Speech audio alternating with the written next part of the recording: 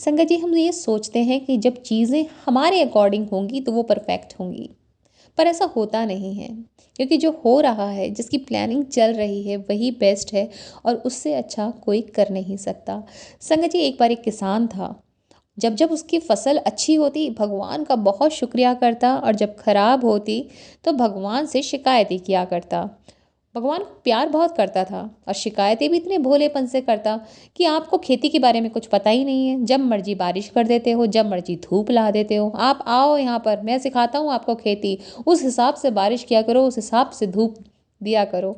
इतने भोलेपन से शिकायत कर रहा था कि भगवान प्रकट ही हो गए और बोला कि बताओ मुझे क्या करना चाहिए, मुझे कब करना चाहिए। तो वो कहता है कि आप ना ऐसा करो, मुझे कोई शक्ति दे दो, मैं अपने हिसाब से बारिश करूँगा, अपने हिसाब से धूप लाऊंगा, सब कुछ अपने हिसाब से करूँगा। भगवान कहते हैं ठीक है, और किसान को वो शक्ति दे देते हैं।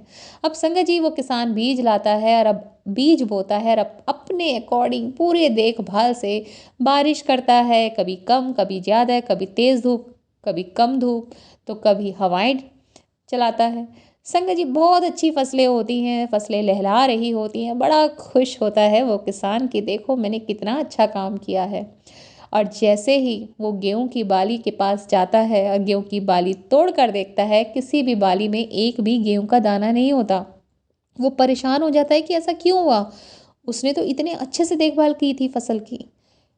फिर से भगवान को पुकारता है, भगवान फिर से प्रकट होते हैं, कहते हैं क्या हुआ, इस बार तो सब कुछ तुमने अपनी इच्छा से किया था, फिर गेहूं का दाना क्यों नहीं है बाली के अंदर। वो कहता है कि यही तो मुझे समझ नहीं आ रहा है प्रभु, ऐसा कैसे हो गया।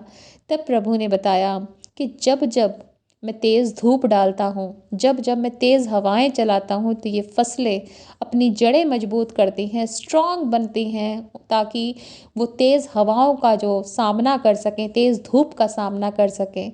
मिट्टी में उनकी पकड़ तेज़ हो जाती है और उस हिसाब से फिर उनमें दाना भी बनता है और दाना पकता भी है।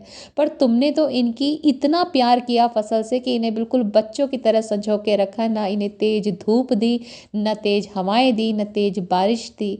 और इस चक्कर में ना तो इनकी जड़ें मजबूत हुई, ना इन्होंने खुद से किसी भी चीज़ का सामना करना सीखा। इसीलिए फसलें तो हुई लेकिन इनमें दाना नहीं हुआ।